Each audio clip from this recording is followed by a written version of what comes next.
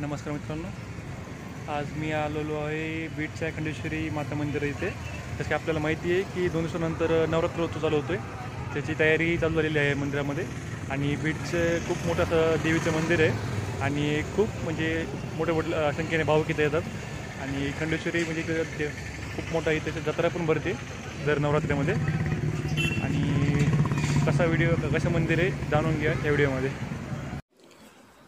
बीड शहराचे ग्रामदैवत श्री खंडेश्वरी मातेच्या मंदिराचा माहितीचा हा व्हिडिओ आहे.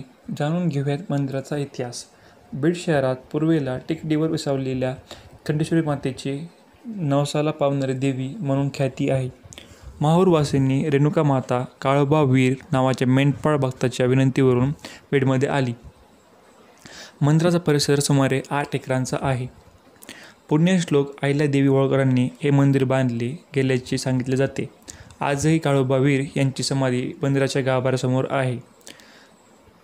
मंदिर परिसर पूर्वी काळोबा वीर नावाच्या मेंढपाळ राजा वाडा होता, जिथे तो वास्तव्यास होता.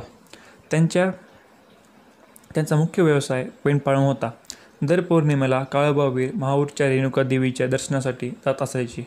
कालांतराने वयोवृद्ध झाल्याने काळोबा धनगर थकले व त्यांना घोड्यावर बसता येईना. यामुळे त्यांना देवीच्या दर्शनासाठी जाता आले नाही. मात्र शेवटचे दर्शन घेण्यासाठी ते माहूरला कसंबसं गेले. तेथे जाऊन त्यांनी देवीसमोर प्रार्थना केली की मी इथून पुढे दर्शनासाठी येऊ शकणार नाही.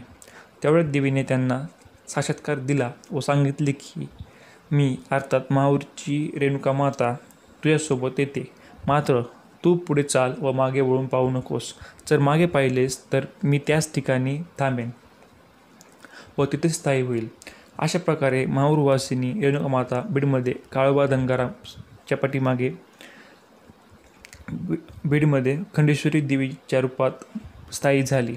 दरवर्षी नवरात्राच्या वेळी तिथे मोठी जत्रा भरते. दूरदूरून भक्त इथे दर्शनास येतात.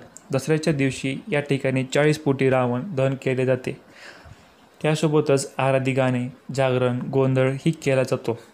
मंदिर सकाळी 5 वाजता उघडते व रात्री 8:30 वाजेपर्यंत उघडे राहते. जर तुम्हाला मंदिरात आईचं दर्शन घेण्यासाठी यायचं असेल तर बीड इथे येण्यासाठी आपल्याला मूळचे 4 रस्ते आहेत. त्यातले की एक म्हणजे जो की तेलनाका रोडवरून येतो. दुसरा जवळच असलेले खांडेपार गाव व नातापूर रोड ह्या रोडनी येता येतं. व शहरातून 2 रस्ते राहतात. एक म्हणजे मोंडा रोड व दुसरा म्हणजे बाबासाहेब आंबेडकर पुतळ्याजवळून यायचं तिथं सोपे पडते. जर तुम्ही बस स्थानकापासून रिक्षा केला तर कमीत कमी 15 मिनिटामध्ये आपण मंदिराजवळ पोहोचू शकता.